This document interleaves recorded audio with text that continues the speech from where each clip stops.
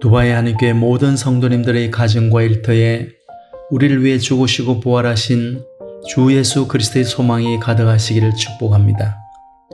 1832년 조선 땅의 프로이센 출신 귀철라프가 성경을 가지고 들어온 지 188년이 지났고 1884년 조선 땅의 맥컬레이 그리고 이듬해 알렌과 언더우드 선교사가 본격적인 선교를 시작한 지 136년이 지났습니다.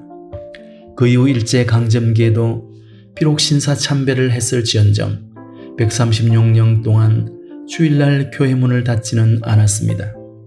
예수님조차 하나님과 함께 하셨던 임마누엘이셨지만 홀로 임의로 예배하지 않으셨고 공동체와 함께 예배를 드리기 위해 안식일마다 회당을 찾으셨습니다. 그런데 코로나 바이러스가 지구촌을 덮쳤습니다.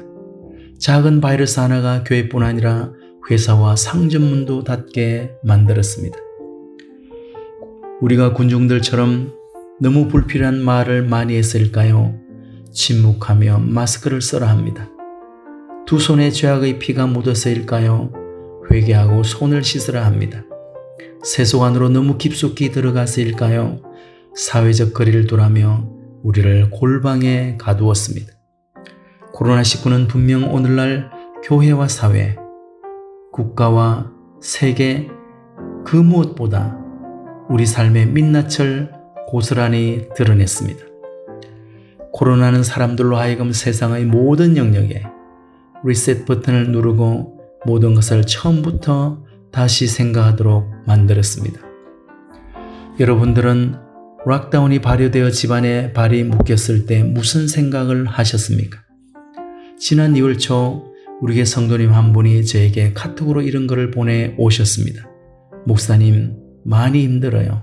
기도해 주세요. 짧은 그 한마디가 제 가슴을 두드렸습니다. 그 이후 지난 2달 동안 계속 제 마음속에 묵상한 말씀은 로마서 12장 15절이었습니다.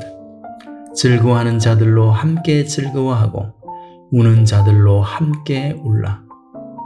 저는 나눔과 섬김 위원장님과 상의하여 어려운 가정들을 도와왔지만 나섬 재정의 한계가 왔습니다. 그래서 OIC 선교위원장님과 상의하여 해외 선교를 일시 중단하고 선교비 중 일부를 두바이 내의 어려운 교인들을 돕는 일에 쓰자고 했습니다. 장로님께서는 그것이 좋겠다고 하셨습니다. 하지만 지난 2, 3월 헌금이 평소의 3분의 1로 줄어든 상황에서 그것도 역부족이었습니다. 저는 이 문제를 어떻게 할까 고민하던 중에 3주 전쯤 교육자 회의를 하는데 신소영 목사님이 한 가지 제안을 했습니다. 목사님, 금요일 한 주간 헌금 전액을 두바이 내 어려운 가정을 돕는 데 사용하면 어떨까요? 그 말이 제 마음에 부딪혀 왔습니다. 저는 며칠 묵상하다 사역위원회에서 이 문제를 논의했습니다. 모든 사역위원들은 흔쾌히 그렇게 하자고 동의해 주었습니다. 하여 5월 둘째 주 어버이 주일에 한 주 동안 드려진 헌금 전액을 어려운 가정을 위해 지원하기로 했습니다. 성 어거스틴은 기독교 공동체는 인간이 연약한 한계상을 마주했을 때 이에 응답해야 한다고 말했습니다. 우리는 어려울수록 시리와 절망에 빠진 이웃들에게 손을 내밀어야 합니다.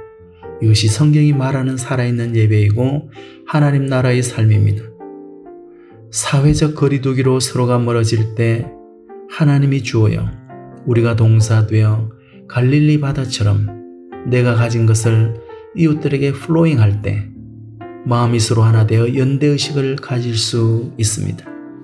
세상에서는 부자 되어 물질을 풍성하게 누리라고 말하지만 하나님 나라를 지향하는 우리가 누린다는 말을 나눈다는 말로 바꿀 수 있을 때 우리는 진짜 풍성한 삶을 누리게 될 것입니다.